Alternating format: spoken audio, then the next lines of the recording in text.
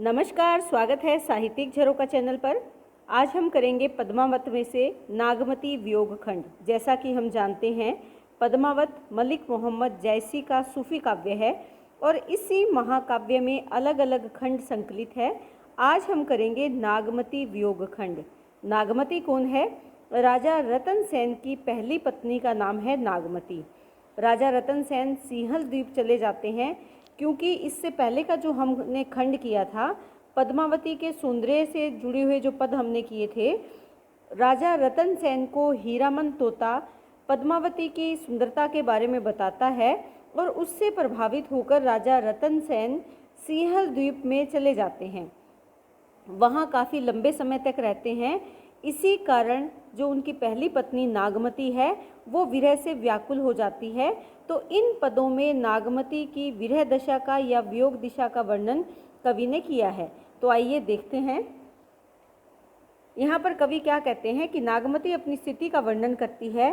नागमती चित्तौर पंथ हेरा। चित्तौर क्या है? चित्तौड़गढ़, जहाँ पर राजा रतन सेन का राज्य है, तो वहाँ पर जो उनकी पत्नी है नागमती, वो चित्तौड़ में है। और पंथ यानी मार्ग, हेरा यानी देखना, वो राजा रतन सेन के सिंहल द्वीप से वापस आने के लिए इंतज़ार करती है, उनका मार्ग देखती है।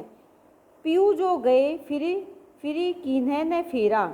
और वो क्या सोचती है? पीयू कौन है? जो उसके प्रीतम, उसके पति राजा रतन सेन है, जो गए कि एक बार सिंहल द्वीप चले गए। फिरी कीन्हे न फेरा यानी दोबारा से नहीं आए। फिर से, किया नहीं, फेरा यानी आना, कि वापस वो लौट कर नहीं आए। नागरी नारी काहू बस परा। नागरी यानी स्त्री, नागरी अर्थात चतुर, नारी यानी स्त्री, कि वो जो नागमती है वो कहती है कि ऐसा लगता है कि वहाँ पर किसी चतुर स्त्री के वश में पड़ गए हैं, कि उसे ऐसे लगता है कि संभवतः या संभव हो सकती है ये बात कि वो किसी चतुर नारी के वशीभूत हो गए हैं। तेई व्योही मो सो चितु हरा। तेई यानी उसी ने, व्योही से तात्पर्य क्या है?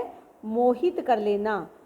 चित्त, हरा, हर लिया है, कि मुझे पूरी शंका है कि मेरे प्रियतम का चित्त उसी ने हर लिया है, या मेरे बारे में, जो मेरे प्रियतम के मन में मेरे प्रति जो प्रेम का भाव है, उसी स्त्री के कारण वो भाव खत्म हो गया है, समाप्त हो गया है, और मेरे पति को वहाँ पर किसी चतुर नारी ने मोहित कर लिया है। सुआ काल होई लईगा पीयू। सुआ कौन है? जो हीरामन तोता है, जिसने पद्मावती के सौंदर्य के बारे में राजा रतन सेन को बताया था कि वो तोता काल बनकर आया और लईगा पीयू, और वो काल बनकर मेरे पति को अपने साथ ले गया है।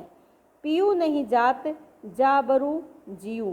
पीयू नहीं जात, यहाँ पर क्या कहना चाहते हैं कि कितना अच्छा होता अगर मेरे जो पिया है, मेरे जो प्रियतम है, नहीं जाते, जा बरू जीऊँ।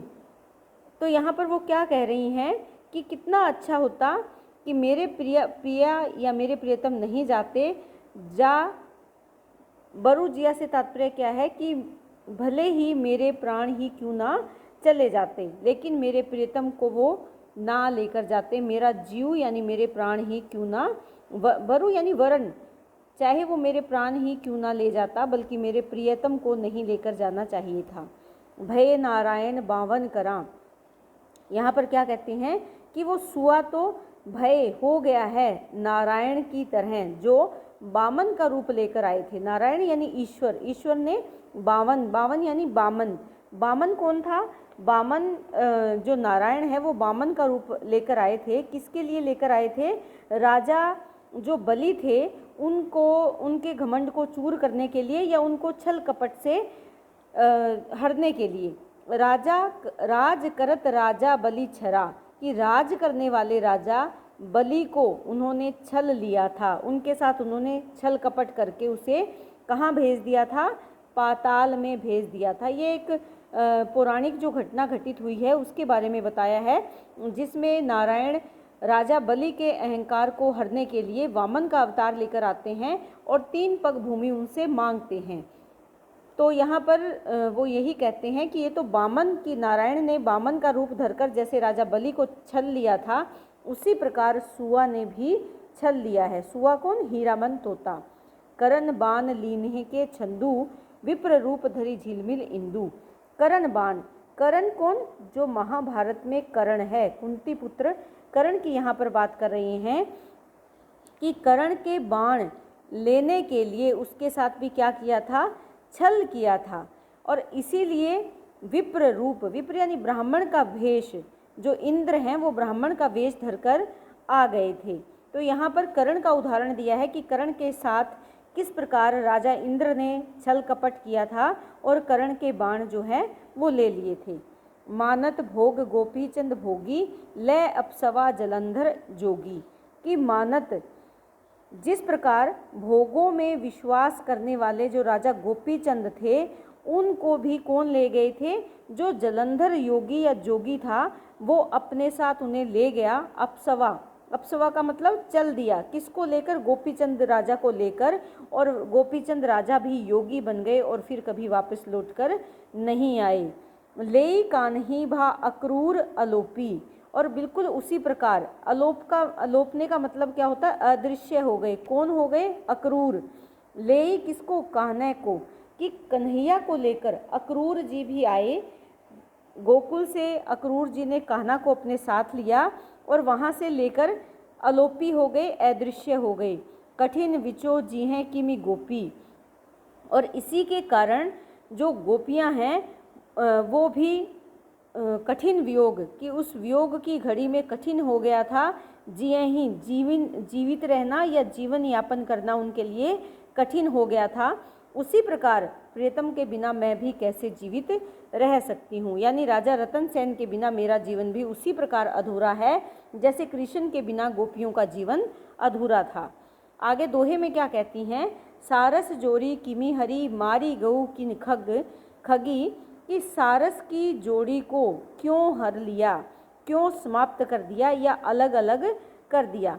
सारस की जोड़ी के लिए ये प्रसिद्ध है कि सारस का जो जोड़ा है वो एक साथ रहता है और दोनों में से अगर वियोग हो जाए तो दूसरा भी अपने प्राण त्याग देता है। तो वो कहती हैं कि सारस की जोड़ी को अलग अलग क्यों कर दिया? इससे तो अच्छा क्या होता कि तुम अपनी खग से, अपनी तलवार से मुझे मार डालते। झुरी झुरी पांजरी धनी, भई विरह के लागी आगी। झुरी झुरी अर्थात झर झर कर, क्या हो गया है यहाँ पर? झुरी झुरी कि विरह की अग्नि में जल जलकर मैं बिल्कुल झुलस गई हूँ और मेरा जो शरीर है वो पांजरी, पांजरी क्या है? पिंजर हो गया है, हड्डियों का ढांचा हो गया है। धनी यानी स्त्री, वो कौन है यहाँ पर? नागमती। कि जो नागमती है वो अपने बारे में कह रही हैं कि अब मैं विरह की अग्नि में जल जलकर बिल्कुल हड्डियों का ढांचा रह गई हूँ, क्योंकि विरह के लागी आगी, कि विरह की अग्नि मुझे झुलसा रही है और मेरे जीवन में विरह की अग्नि लग चुकी है, इसीलिए मैं जल जलकर बिल्कुल पिंजर के समान मेरा शरीर हो गया है। अर्थात अत्यधिक कमज़ोर वो बता रही है स्वयं को। इन पंक्तियों में अगर हम बात करें तो नागमती प्रियतम को पद्मावती की ओर आकर्षित करने वाले हीरामन तोते को उपालंब देती है। यहाँ पर इस पंक्ति से हमें पता चलता है कि वो हीरामन तोते को उपालंब देती है कि क्यों वो तोता आया और उसने पद्मावती के बारे में राजा रतन सेन को बताया। इसके साथ साथ जो नागमती के साथ छल कपट किया गया उसके अनेक उदाहरण यहाँ पर दिए हैं। बामन के रूप में बताया है, कर्ण के उदाहरण से बताया है, गोपीचंद के उदाहरण से बताया है और यहाँ पर कन्हैया के या कृष्ण के उदाहरण से बताया है। जो कर्ण का उदाहरण है ये महाभारत से लिया गया है। इसमें इंद्र ने ब्राह्मण रूप धारण करके कर्ण के दिव्य कवच और कुंडल आदि छल कपट से प्राप्त कर लिए थे। इसके साथ साथ जो जलंधर योगी की बात की है, उन्होंने राजा गोपीचंद को उपदेश देकर राजभोग से हटाकर योगी बना दिया था। तो यहाँ पर पौराणिक कथाओं का जो वर्णन है वो किया गया है, जैसे वामन अवतार की कथा भी आई है इसमें। इसके साथ अगर देखें तो जहाँ पर बात ये करी है कठिन विचो ज्यों किमी गोपी, तो यहाँ पर अगर देखें तो वक्रोक्ति अलंकार का उदाहरण है। इसके साथ साथ सारस जोरी जो ये पंक्ति है किन खगी, यहाँ पर भी वक्रोक्ति अलंकार है। इसके साथ साथ रूपक अलंकार का जो प्रयोग हुआ है वो किस पंक्ति में हुआ है वो आप यहाँ पर देख सकते हैं कि विरह के लागी अग्नि, यहाँ पर रूपक अलंकार का प्रयोग पूरे पद में इस पंक्ति में किया गया है।